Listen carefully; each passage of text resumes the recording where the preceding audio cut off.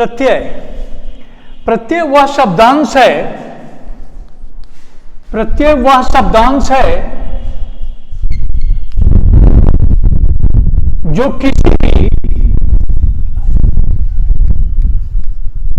किसी भी धातु के बाद में लगकर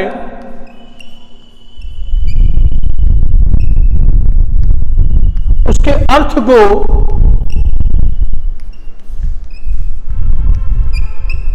बदल देता है,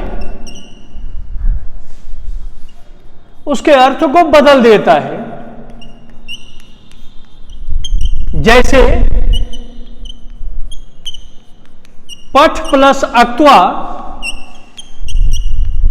बराबर पठित्वा, पठ प्लस अक्त्वा बराबर पठित्वा,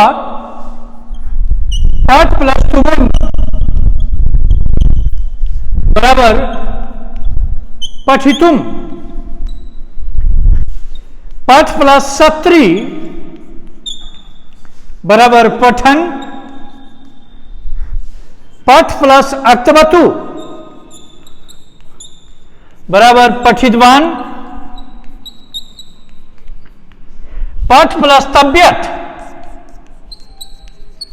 बराबर पठितव्यः, पठ प्लस अनीयर बराबर पठनीय। मैंने कहने का मतलब है कि प्रत्यय वह शब्दांश है जो किसी भी धातु के बाद में लगकर उसके अर्थ को बलपूर्वक बदल देता है। उपसर्ग वह शब्दांश है जो किसी भी धातु के पूर्व में लगकर उसके अर्थ को बदल देता है। उपसर्गीन धात्वार्थो बलत्र अन्यत्र नियते। उसी प्रकार प्रत्यय पठ प्लस अक्त्वा, अगर अक्त्वा प्रत्यय लगाए तो बन गया पठित्वा, जिसका अर्थ है पढ़कर। आम पुस्तकम पठित्वा विद्यालयम गच्छामि, मैं किताब पढ़कर विद्यालय जाता हूं। उसके बाद पठ में अगर तुमुन प्रत्यय लगा दिए तो पठितुम, तुमुन प्रत्यय का उपयोग निमित्तार्थक क्रिया में किया जाता है। आम पठितुम विद्यालयम गच्छामि, मैं पढ़ने के लिए विद्यालय आता हूं, तुमुन प्रत्यय का उपयोग किए। इसका अर्थ हुआ पढ़ने के लिए, पठितुम का अर्थ हुआ पढ़ने के लिए, पठित्वा का अर्थ हुआ पढ़कर। पठ प्लस सत्री पठन, जब कोई क्रिया अनवरत चलती रहती है उसमें सत्री प्रत्यय का उपयोग होता है। पठ जोड़ सत्री इक्वल टू पठन, जिसका अर्थ हुआ पढ़ रहा है। पठ प्लस अक्तवतु, पठ प्लस अक्तवतु इक्वल टू पठितवान, पठितवान का अर्थ हुआ पढ़ा। पास्ट टेंस की क्रिया को बनाने के लिए अक्त्वा और अक्तवतु प्रत्यय का उपयोग किया जाता है। पास्ट टेंस की क्रिया को बनाने के लिए अक्त्वा और अक्तवतु प्रत्यय का उपयोग किया जाता है। पठितवान मीन्स पढ़ा और पठत। पठ प्लस तब्यत, पठितव्य, पठितव्य का अर्थ पढ़ना चाहिए, चाहिए अर्थ में तब्यत प्रत्यय का उपयोग होता है। अब पठ प्लस अनियर, पठनीयम यानी पढ़ने योग्य। इस प्रकार जितने भी प्रत्यय हम बदले, जितने भी प्रत्यय हम बदले सबका अर्थ बदल गया। यानी प्रत्यय वह शब्दांश है जो किसी भी धातु के बाद में लगकर उसके अर्थ को बलपूर्वक बदल देता है। प्रत्यय के मुख्यतया तीन भेद होते हैं। प्रत्यय के मुख्यतया तीन भेद होते हैं।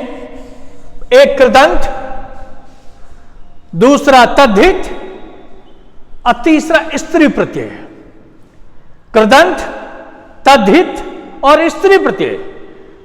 नवंबर के लिए, नवम क्लास के लिए, स्टैंडर्ड 9 के लिए स्त्री प्रत्यय का सिलेबस में उपयोग है ही नहीं। इसमें मुख्य प्रत्यय आपको पढ़ना है अक्त्वा और ल्यप, सत्री और सानच, तुमुन। इसके अलावा अक्त्वा और अक्तवतु, इतने प्रत्यय ही नवम के पाठ्यक्रम में। इस 7 में भी 5 महत्वपूर्ण है, अक्त्वा और ल्यप, तुमुन, सत्री और सानच। अक्त्वा और अक्तवतु का भी उपयोग होता है, लेकिन ये 5 महत्वपूर्ण हैं। अक्त्वा और ल्यप, अक्त्वा एवं ल्यप। वर्ग नवम के पाठ्यक्रम में अक्त्वा और ल्यप, पूर्वकालिक क्रिया को बनाने के लिए धातु में अक्त्वा और ल्यप प्रत्यय का उपयोग किया जाता है। जब कोई कर्ता एक क्रिया का संपादन करके दूसरी क्रिया को करता है तो पहले की क्रिया को पूर्वकालिक क्रिया कहते हैं। पूर्वकालिक क्रिया को बनाने के लिए धातु में अक्त्वा और लेप प्रत्यय का उपयोग किया जाता है। अगर वह धातु उपसर्ग से युक्त होता है तो लेप प्रत्यय का उपयोग किया जाता है।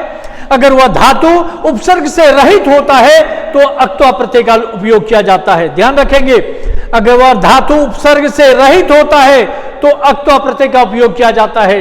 अगर वह धातु उपसर्ग से रहित होता है तो अक्त्वा उपसर्ग से युक्त रहता है तो लेप प्रत्यय का उपयोग होता है। जैसे आम पुस्तकम पठित्वा विद्यालयम गच्छामि, मैं किताब पढ़कर, पठ प्लस अक्त्वा, पठ के पहले कोई उपसर्ग नहीं है। आम पुस्तकम अधित्य, अधि प्लस ई प्लस लेप, अधित्य मैंने पढ़कर, ई के पहले अधि उपसर्ग है इसलिए लेप प्रत्यय का उपयोग किया गया है। तो हम हमेशा ध्यान रखें, उपसर्ग धातु से पहले अगर उपसर्ग हो पूर्वकालिक क्रिया में तो लेप प्रत्यय होगा। अगर धातु से पहले उपसर्ग नहीं होता है तो अक्त्वा प्रत्यय का उपयोग किया जाता है। जहां भी पूर्वकालिक क्रिया होगा वहां कर अर्थ आएगा, उसमें अक्त्वा और लेप प्रत्यय का प्रयोग किया जाएगा। फिर इससे आगे अगले कक्षा में मैं इसका विवेचन करूंगा। धन्यवाद।